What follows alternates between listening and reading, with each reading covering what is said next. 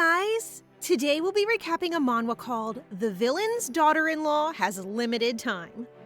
Please remember to like and subscribe if you enjoy the video, as it really helps our channel. Thanks. This is Laria Rosetree, a character from the novel The Great Deal of the Empire. While Laria was gifted with a cute face and a wealthy family, she was also born to a father who spent all his money on other women and a mother who spent the rest of it on clothes. As our story begins, Count Rosetree and his wife have just passed away in a fatal carriage accident, leaving their only daughter behind. As if that wasn't bad enough, according to the novel, Laria is destined to die at just 21 years old. So you can see why the girl who reincarnated inside her body is a little ticked off. I mean, seriously, a sickly orphan child with just a few years to live? How much worse can it get? The answer is worse, actually.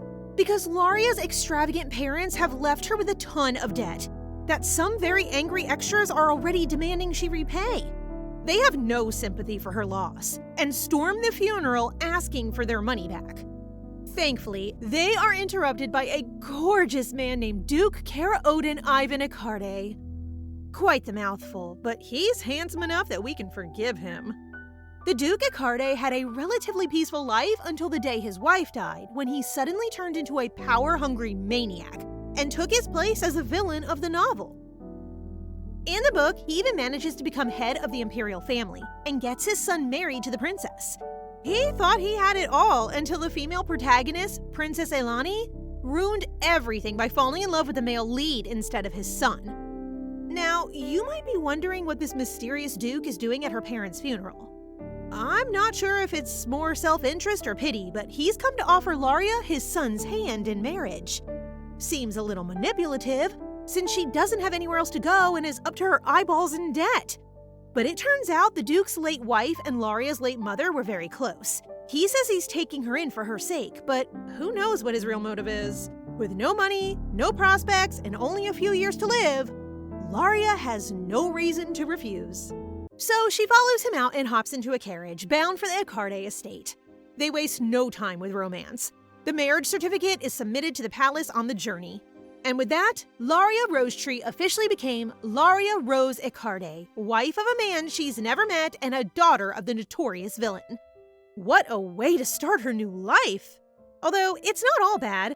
Her bedroom is crazy luxurious for starters, and she's immediately assigned her own maid named Lisa. So far, this is all going according to the original plot, but Laria is hoping it doesn't stay that way since, she's not going to live. In the book, Laria's elder brother Fred returns from his travels in the East after her funeral and kneels before her grave, sobbing with the knowledge that he could have saved her. He says the cure for the disease is to eat 10 fruits from a certain tree every day for 5 years, which sounds pretty intense. It's also kind of impossible since the tree in question is very rare and getting 10 at a time is unheard of. Or at least it was, until Laria looks outside and sees the exact fruit she needs. Well, that was solved quickly. For the next 3 months, Laria is left alone in the house with Lisa. At the end of that time, the Duke is set to return to pick up Evan, her husband, who has been at the academy since he was just 6 years old. Damn, the Duke really is a cruel character. He's also extra cruel because he's the only person alive who knows about Laria's condition, and that's why he took her in, because he knew she'd only be alive for a little while longer. And in the meantime, he could use her marriage to his son as a chance to subdue the rumors of him trying to get closer to the imperial family. But things won't be the same this time around because Laria has her special fruits. So long as she continues to take them in secret, she can stay alive. The only problem then will be avoiding the Duke's attempts to kill her if he does go that far. Wow, we've only just started, but already things are so political. I don't know about you guys, but my head is spinning. Laria asks the Duke if she can ride in the carriage with him to the academy. Like a true villain, the Duke has absolutely no idea why she could possibly want to spend time with him. When Laria claims she wants the two of them to get closer, he says nothing, but he does accept her request. Laria really just wants to show him that she's still ill, since he made a comment about her looking healthier than last time. But once they're inside, it becomes very awkward very quickly. Laria tries to make small talk and discovers that Evan actually has no idea he's currently married, which is hella messed up. She sucks up to her father-in-law, saying if Evan looks anything like his father, she'll be pleased. And shockingly, that actually earns a smirk from the Duke. At just the right moment, she coughs, spilling blood on her handkerchief. Any normal person would be concerned, but the Duke completely ignores it. So she doubles down and works even harder to suck up to him, saying she wants to live happily with her new family. Again, almost no reaction. But the Duke does offer her his own handkerchief so that she doesn't have to use her bloody one again. Baby steps, people. Baby steps. Finally, they arrive at the academy. As far as Laria can remember, Evan Ecarte is a handsome side character who resembles his father, especially in how empty and emotionless he is. But he's also a carbon copy of the Duke. Despite being a year younger than Laria, he looks like a young Cara Odin already. The Duke introduces Laria as his wife, which Evan just accepts and walks up to her, his face blank. When she congratulates him on graduating from the academy, he does the exact same. What is with this kid? Does he feel anything? Actually, he does have one emotion, and that's anger. A few months back, he beat up the son of a Viscount for talking behind his back. Most parents would probably have something to say about that, but the Duke straight up does not care. He tells the kids to look out for one another and to get along well, and with that, they're back in the carriage and on their way home. How underwhelming. I thought these guys were supposed to be villains. Why are they so boring? They get home late at night. The Duke takes Evan for a chat, probably to explain his evil plan about Laria dying off, while she runs to the Okershire tree for her daily medicine. While the boys are scheming, she makes a plot of her own to stay alive and secretly save money, so that one day she can escape and be free of the Ecarte family. She walks back to her bedroom to find a load of Evan's diaries stacked on her desk. It contains his deepest emotions, like how he misses his mother. Aw, poor baby. He is still young after all. They're both just teenagers. As you might have guessed, it turns out Laria walked into Evan's room. It's a good thing he walked in now, and not while she was reading his diaries. Actually, they're going to be sharing a room from now on, since they're engaged. At this point, I'd really like to know what their actual ages are. I don't know about you guys, but these kids seem way too young to be sharing a bed. Of course, Evan immediately cuts off any potential romance by telling her he doesn't want a baby. Okay, dude, no one said anything about kids. You're not even married yet. Poor Laria is mortified until it comes out that Evan thinks that babies are born from holding hands in bed. Oh my god. Must be a pretty useless academy if they didn't even teach the birds and the bees. But at least this way she doesn't have to worry about any funny business. After reading his diary and hearing his adorable confession, Laria is suddenly a lot less afraid of Evan. He seems like a copy and paste version of his father, but he's still a kid, and a lonely one at that. So as the time passes, Laria tries her best to look after him, stroking his hair and encouraging him to have lots of sweeties. They're having afternoon tea together one day when she catches sight of something in his newspaper mentioning a horse racing event. In the book, that event was the setting for the male lead's first appearance. Seymour, the man destined to fall in love with Ilani, the protagonist, is supposed to make a bet at the race and earn a fortune in an instant. As part of her plan to eventually disappear, Laria needs to get her hands on as much cash as possible. That way, when she vanishes, there will be no trouble for Evan, who can marry the princess and live happily ever after. Even though that's 7 years in the future, it's never too early to start earning. So Laria asks if she can attend the race. Evan not only agrees, but he even offers to accompany her.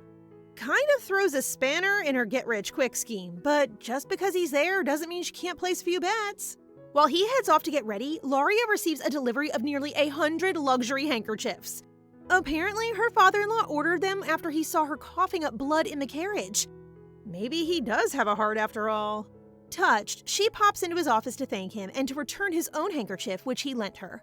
She also wrote a card to express her gratitude, including a rudimentary drawing of their little family.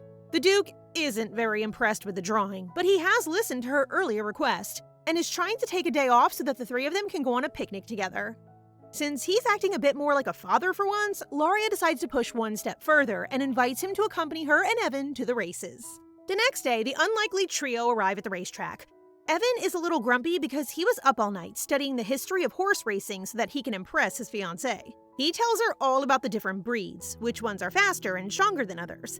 While he's chatting away, the representative of the event comes over to congratulate the young lovebirds on their impending nuptials. The representative guides them to the best seats in the house, trying to convince them to throw some money into the races. Meanwhile, a shady-looking figure is watching them from above, taking a particular interest in Laria. This guy looks like textbook villain. I mean, come on, he's literally surrounded by people in hoods. Oblivious to the mysterious man above, Laria tries her hand at betting with a single coin given to her by the Duke.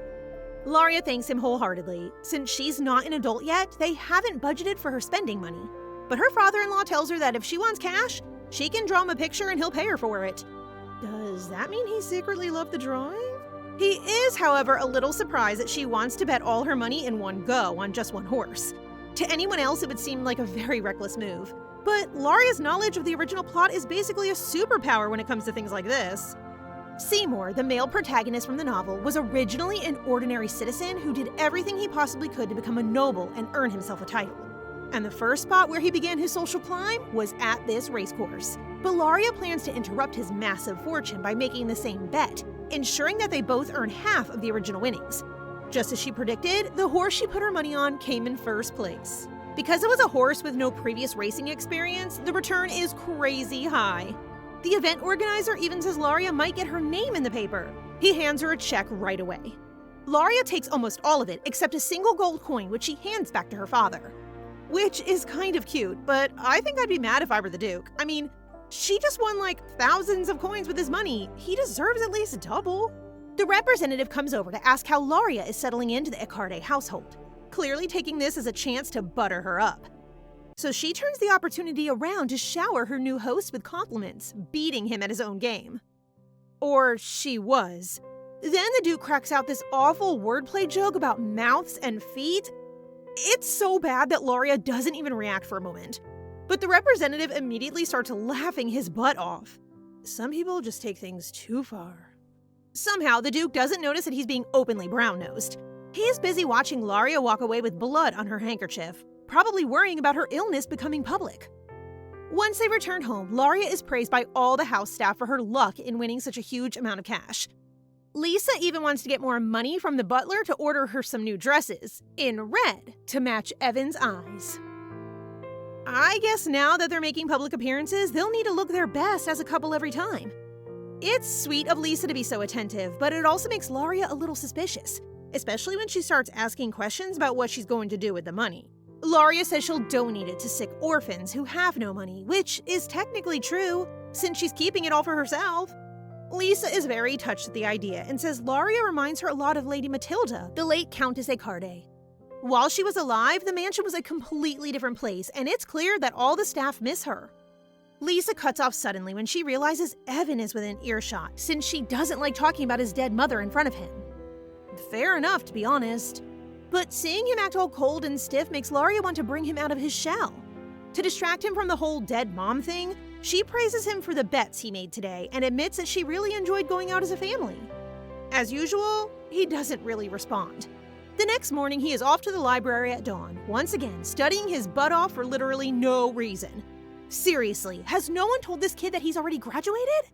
Later in the day, Laria is enjoying looking at her big fat check and wondering how she can get more money ASAP.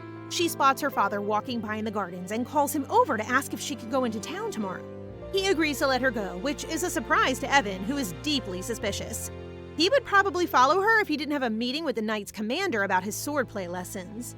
Laria rushes off to enjoy the sights and scenes of the town, while Lisa and two of the family's guards awkwardly trail behind her. But for the first 2 hours, she just walks in and out of shops, never buying anything.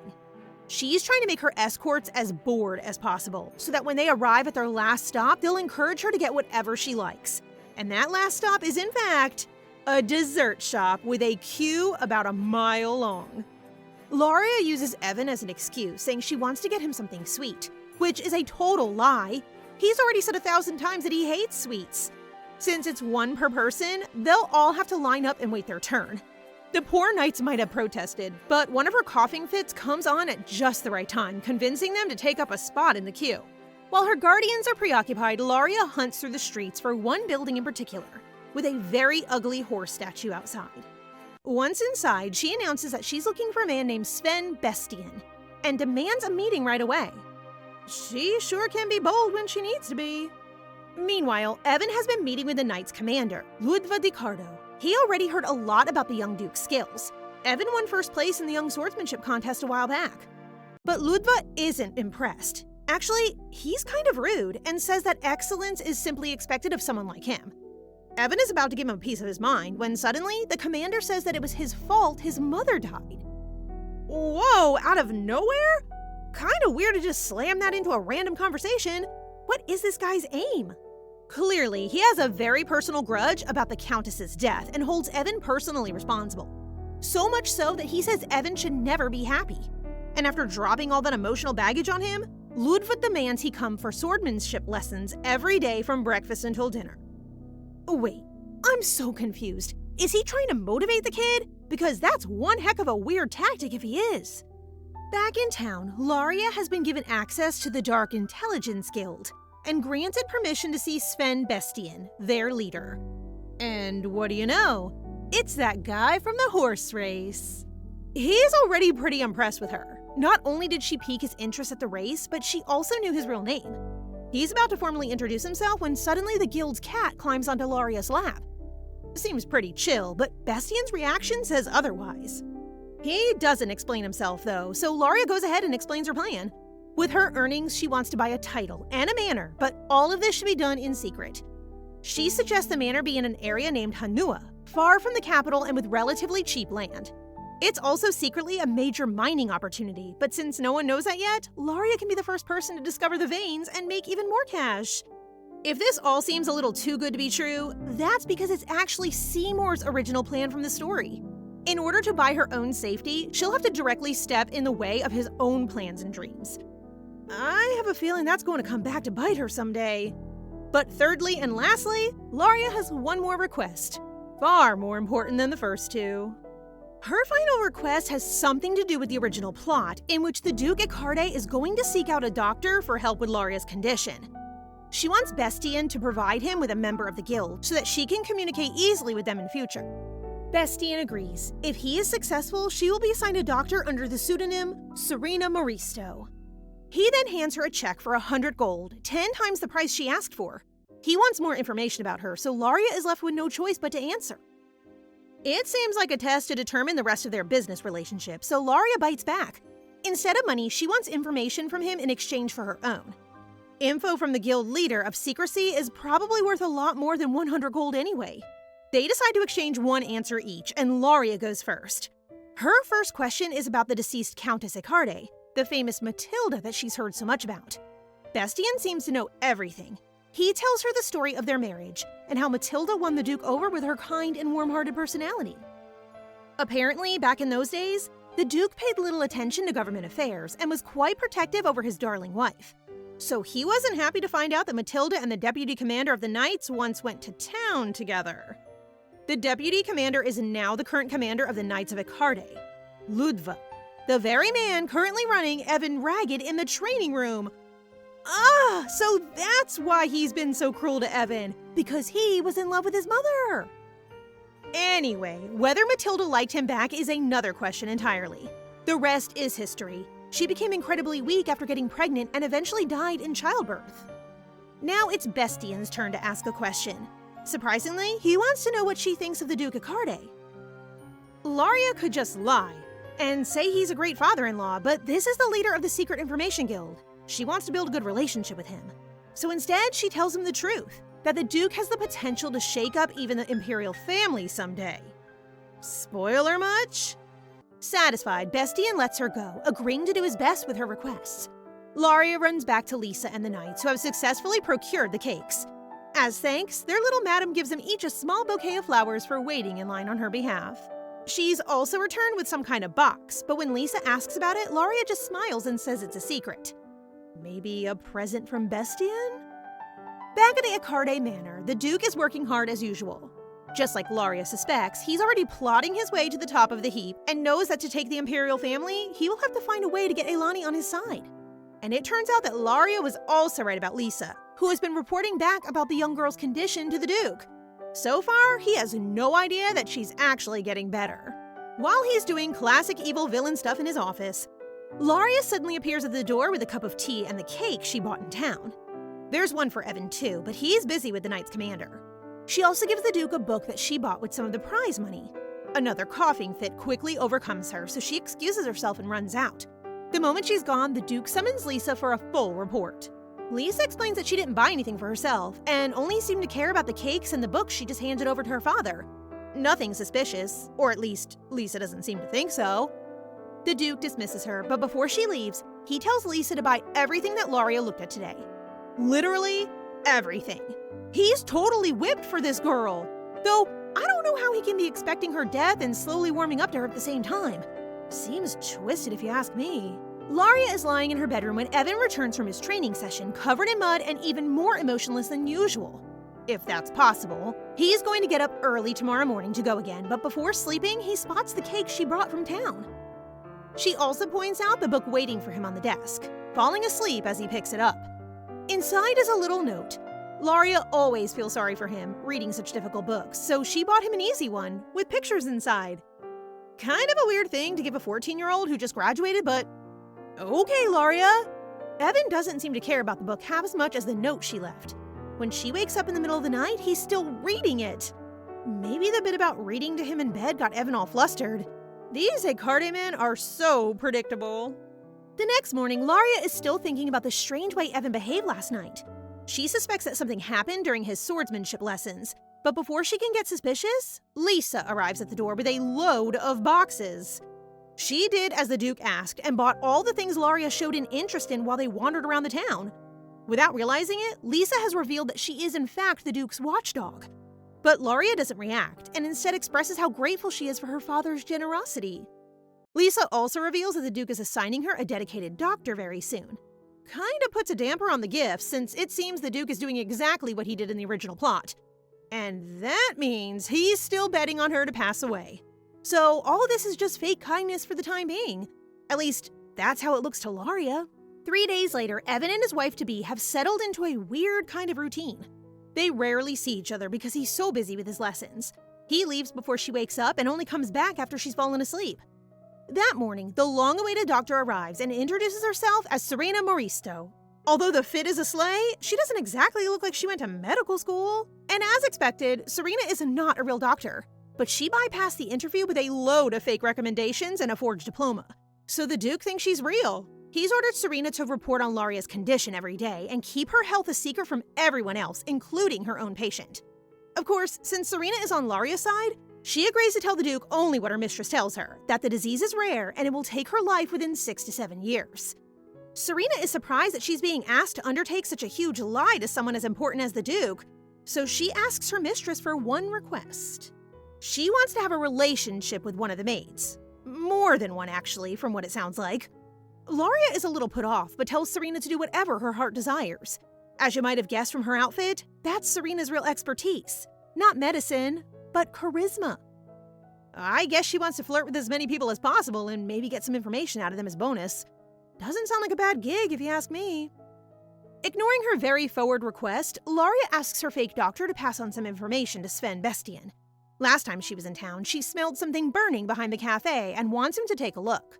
What they don't know, but Laria does, is that Sven's mother lives in that building, and recently a strange wizard has moved in and is trying out some crazy experiments. In the book, the entire building gets blown up because of him, killing Sven's mother and devastating the guild leader for life. This way, Bestian will trust Laria a lot more and be grateful to her. When Serena reports back to the guild, Sven tells her the truth about the cat, that it responded to Laria when she came to visit. It turns out that innocent-looking kitty is actually a demon named Neo. So a positive reaction from him is incredibly rare and suggests that Laria is a very special kind of person. Bestian has also had a visit from Seymour after he won the horse race money. It's a little suspicious that he did the exact same thing with his earnings as Laria, but for now, they plan to just watch and see what happens next. Back in the mansion, Laria is sitting in bed eating her magical fruit cure when Evan suddenly bursts into the room. She quickly stashes the fruit and summons Lisa for some hot tea while her fiancé washes up. They haven't exchanged more than 2 words in days, so this evening she is determined to break that streak of silence and find out what exactly is going on in these swordsmanship lessons of his. The first strange thing she notices once he's out of the shower is that he's still wearing long sleeves, even in the summer. Then she asks him to read her a bedtime story and he says no and tells her to stop waiting up for him. He gets up, so Laria grabs his arm, causing him to suddenly yell out in pain. Okay. I think we all know what's going on here. She pulls his sleeve down to reveal a patchwork of deep purple bruises. Immediately, she gets very upset. He's bruised all over, even on his torso. Evan tells her this is pretty standard for swordsmanship lessons and gets very closed off after that. She knows that if she pushes him any further, he'll close up for good, so instead she starts to cry.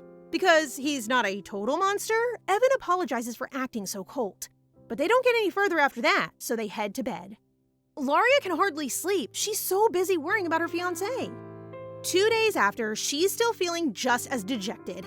Even Serena picks up on her sorrow and asks what's the matter. She's hardly slept the last few nights, trying to give him hugs while pretending to be asleep. Since he thought she was just tossing and turning, he let her get close, allowing Laria to look beneath his dressing gown and discover new bruises and sword marks every night. Of course, she doesn't know much about swordplay, but it seems heavily suspicious that he's only getting injured in the places people can't see. She decides that whoever is training him must be doing this on purpose, and doing it cleverly. She wants to search his training ring and find out who is taking his lessons, but she can't make too much commotion or else the Duke will be displeased. Her father has been very quiet and busy the last few days.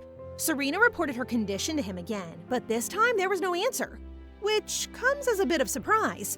Laurie was expecting him to tell the hired doctor not to treat her condition, but so far, he said nothing of the sort. In other news, Serena brought her a present from Sven. Thanks to her tip-off, they caught the wizard doing his experiments before any harm could come to his mother. As a thank you, he has gifted her a very beautiful bracelet.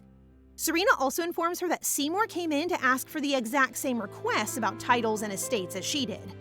Laria just tries her best not to react, until they are interrupted by the second round of presents from the Duke.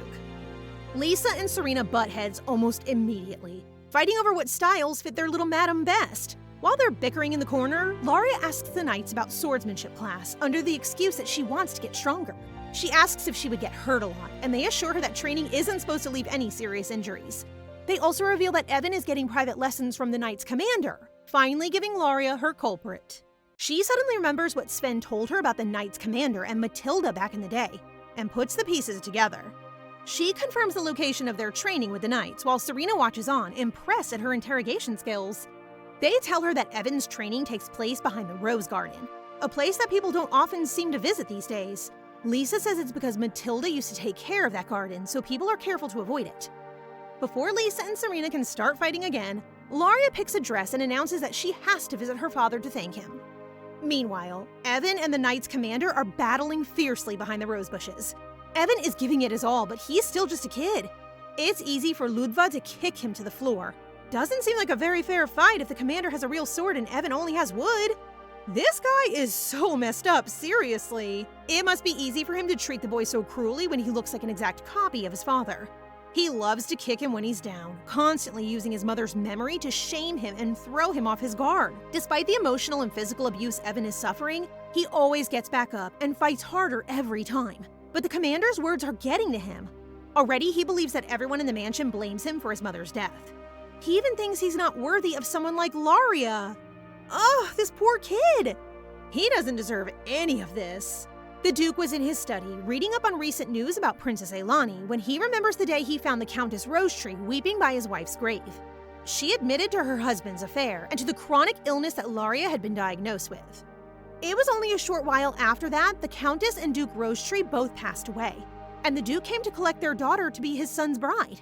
The plan all along was to let her quietly pass away out of sight of the rest of the nobility, but these days, the idea of her death makes him sad. Yeah, it should. Is this man finally becoming capable of regret? Remorse? He's such a robot. Laurie appears just in time to guilt trip him further, thanking him for all the gifts he sent her. In return, she prepared a small gift in the form of a drawing. This one is only slightly better than the last. I know she's only a teen, but shouldn't she be a little better than that? It looks like a toddler made it. She makes an innocent comment about how they haven't been together as a trio since the horse racing and invites him to come and watch Evan's swordsmanship practice with her. He refuses at first, but then Laria pulls out her sob story about how life at the Rosetree Mansion was always so lonely, and she was hoping things would be different here. Atta girl, Laria. That'll get him for sure. Then, she pulls out a few of her classic coughs and the deed is done. The Duke agrees to come out with her, so Laria leads him through the garden toward her poor, beaten husband. She's still acting sweet and clueless, but she knows how to catch the Duke's attention. He didn't even know that his son was having private lessons with the commander, and when he hears that they practice behind the rose bushes, he immediately seems concerned.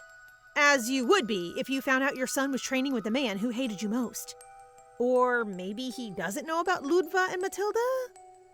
Still acting sneaky, Laria asks the Duke to be quiet since she wants to watch without them noticing, hoping to catch the commander in the act. They find the commander over by a set of flowers, explaining how much care Matilda put into them. He's running the same old spiel about how the mansion has gone to ruin since Matilda's death, and it's all Evan's fault. Laria is infuriated, for real this time, especially when she sees that the commander is using a real sword. She looks behind her for the Duke, but he's already sprinting over to deliver the commander a punch. He's double as furious as Laria and starts beating Ludva while Evan covers his wife's eyes and ears. The knights soon come running over to find their commander on the ground, and the Duke standing over him with bloody knuckles. He sends Ludva to jail, but then he turns on Evan and screams at him for allowing such disrespect from a subordinate. What? That's not right at all! Tell him it wasn't his fault! Tell him he's not responsible for his mother's death, you idiot! Evan has taken everything his teacher said to heart. He even tells Laria to stay away from him because he's not worth the pain. Thank goodness his fiancée is there to set him straight. She tells him all the things his father should have and says she's proud to be by his side. He apologizes for pushing her away and falls into her arms. She helps him to his feet, hoping to escort him back to their room. But a sudden urge to cough comes over her. She doesn't want him to see the blood, so she suddenly runs off, leaving the kid to wonder what he did wrong. Evan is left with Cobb, one of the estate's attendants, who he asks for advice about his love life. The kid is a little disarmed, but once it becomes an order, he does his best to answer Evan's confusing questions. His biggest question is how to express affection for a woman he desires. The classic question. It's basically not something another teenager can answer, but it seems like he's finally softening to Laria. Speaking of whom, back at the guild, Serena bursts into Sven's office to give him some good news. Not only has their current target been given the stamp of approval by the resident demon, but she's also proven herself very capable as a manipulator in the Duke's own household. She seems very impressed by Laria and wants her on their side. Now that she knows her plan is to run away, Serena wants to help her however she can, and apparently, that includes finding her a good man. Has everyone in this series forgotten that she's literally 14? Leave the girl alone! She's got bigger things to think about than boy trouble. Serena also doesn't seem to care that she's due to be married. Since divorce is illegal, it's apparently very common to have relationships outside, especially for those in arranged marriages. Sven lets her in on the whole plan to have Laria escape and get her own land while Evan is eventually married off to Princess Ailani. Serena introduces a potential obstacle, pointing out that Evan might fall for Laria in that time, which would be a disaster. If that happened and then Laria faked her death, he would be destined for the same fate as his father, who lost his love and never moved on.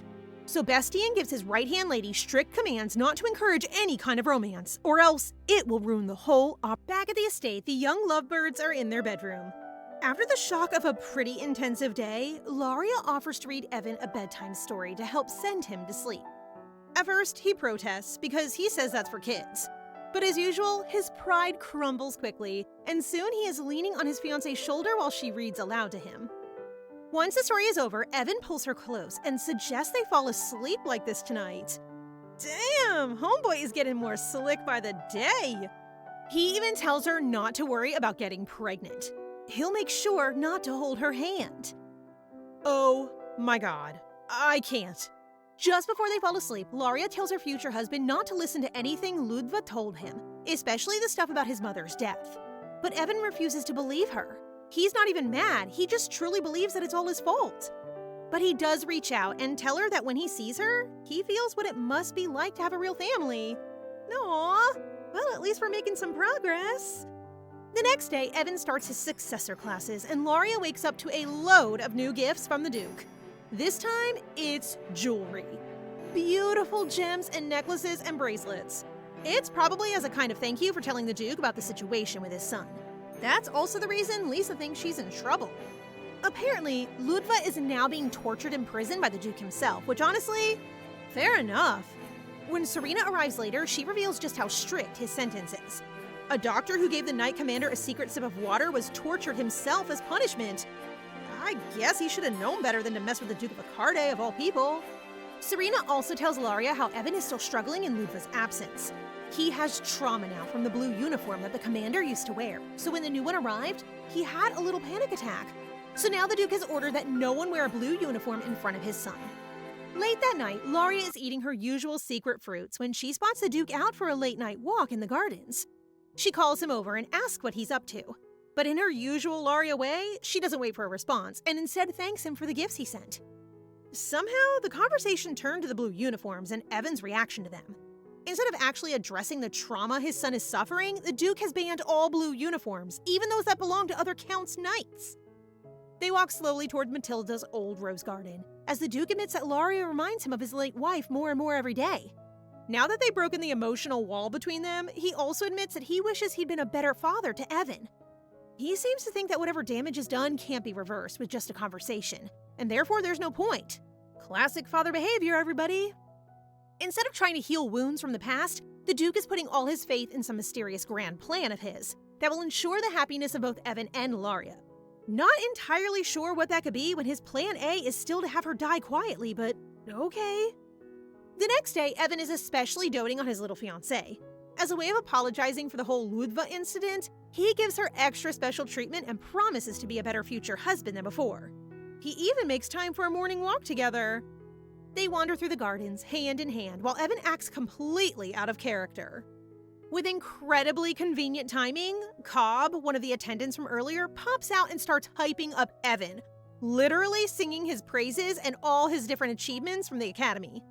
Laria isn't stupid. She remembers his face, and that he was the one left chatting to Evan after the Ludva incident.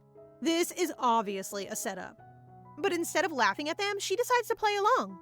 She starts acting really impressed and praising him in return. It's kinda cute, actually. Evan seems to get all flustered and starts blushing. Between all the encouragement and the servants saying she reminds them of Matilda, it seems Laria is beginning to take on the role of mother around Evan, which is a good thing for his mental health. I don't know if it's so good for their relationship, but whatever keeps him happy, right? Later in the day, Serena comes to visit and asks Laria if she's planning to run away at some point in the future. The young girl is a little surprised, but answers honestly. Serena declares that the guild will help her disappear when the time comes. Of course, Laria is a bit suspicious that a group as dark and mysterious as the Bestian Guild are willing to offer help with nothing in return, but she doesn't question it. Then, a boy named Radian Cares is brought in, at the request of the little madam. He's going to be a very famous painter someday, so she wants to buy some of his paintings while he's still undiscovered. You see, this is what I'd be doing if I wound up in a novel. Getting rich. Once again, this decision will cross paths with Seymour and the main plot of the book. But she's not worried about that just yet. Laria makes a deal to buy all his finished paintings and asks him to keep the purchase a secret. She's about to leave, but Radian asks if he could paint a portrait of Laria. There's no reason to refuse, so she agrees. Little does she know that Seymour is right behind her. In fact, he already made a stop at Radian's store and found him missing, called away to the mansion of Duke Ecarde. Yet another coincidence, but luckily, Seymour doesn't know that the person who keeps overlapping with him is not the Duke, but actually his daughter-in-law Laria. Of course, Sven Bestian doesn't outright say who had bought the rest of the estate Seymour was after, but he can figure it out. Holding onto the newspaper clipping from the horse racing, he begins to get competitive and wonders which of the Ecarde clan has secretly become his rival. At the moment, his top guess is Evan. In fact, he thinks these similarities are so incredible that it must be fate. He decides to meet Eva, his predestined bestie, however possible. Kind of a weird take on what is essentially just one big coincidence. Back at the estate, Laria and her crew have moved outside for Radian to memorize her in a better spot. She acts natural, sitting in the sun and reading a book while the artist watches her from a distance. When she next looks up, it's not Radian, but Evan who appears in front of her. Once again, he's running late to training, just so that he could give her a box of cake that he picked up from town. What a cutie! He's done a complete 180 in the last few days, and I'm totally here for it. They're having a very sweet heart-to-heart while Radian just sort of stands there like a spare part. Eventually, Evan turns back to his father's son and gives him the death glare for staring at his fiancée. Laria tries to move him along, but Evan is really not having it, and in the end, Radian just has to run as fast as he can in the opposite direction. Oops. Anyone else feel like Laria really could have stepped in there and saved them a misunderstanding? But she only makes it worse once he's gone and tells Evan off for being so high and mighty in front of a commoner. Acting all dramatic, she tries to storm off before he catches her at just the wrong moment. because she's got a cough coming on. And it's a big one, too. Blood flies everywhere, and immediately Evan begins to panic. He's never seen her cough before, so he thinks she's been poisoned or something and calls for a doctor. Oh no, how is she going to solve this one? She can't tell him that she's fatally ill. After his mother, that would be too much for him to bear. Laria starts by calming him down and admits that she's been this way for a long time now. That's probably the least reassuring thing she could possibly have said. But then it gets worse. She passes the responsibility to his father and tells Evan to ask his dad for the details.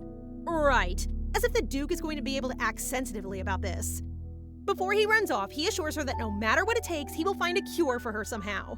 Uh-oh, Plan A is starting to fall apart, people! Serena, who had been flirting with one of the knights, returns to find Lisa and Laria in utter distress. As usual, they immediately begin to fight over the girl and who deserves to take care of her. Eventually, they let her inside to change out of her bloody clothes, although the fighting doesn't stop.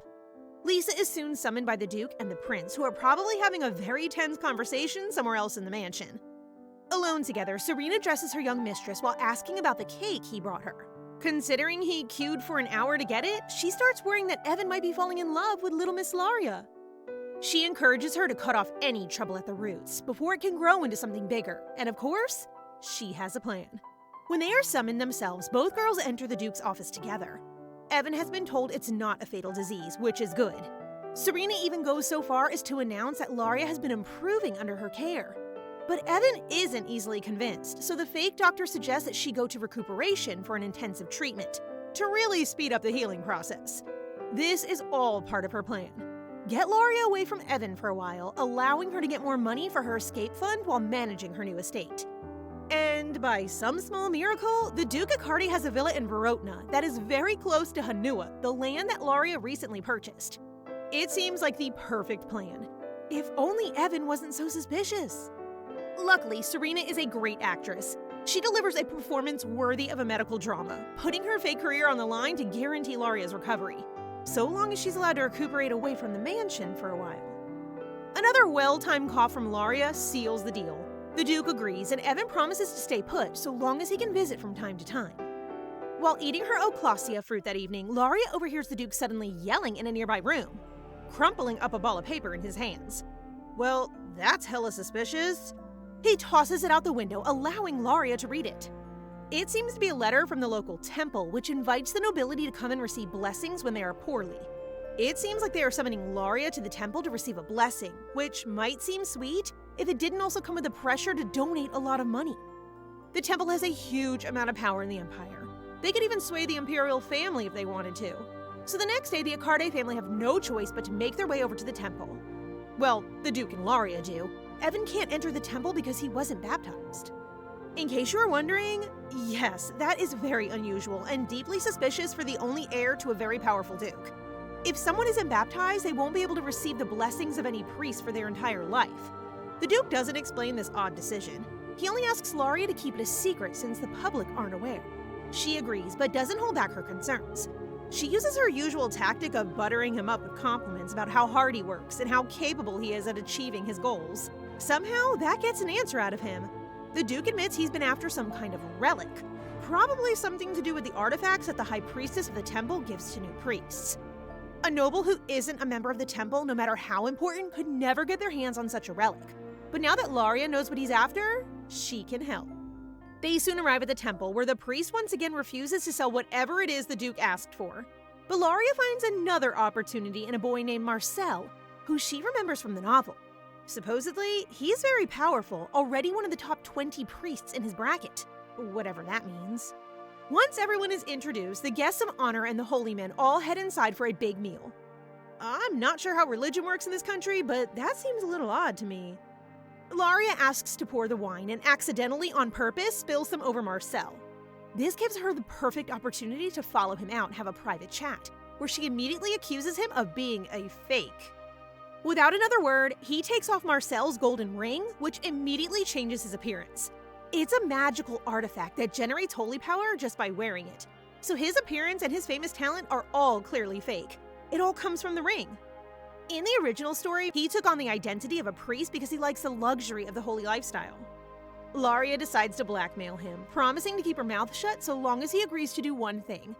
She wants one of the silver relics he received when entering the temple, the ones that her father-in-law desires. They're not supposed to be powerful for anyone who isn't a priest and is therefore useless. But I'm sure the Duke has a plan for it anyway. Marcel has no choice but to agree. They return to the others and head next to the prayer room.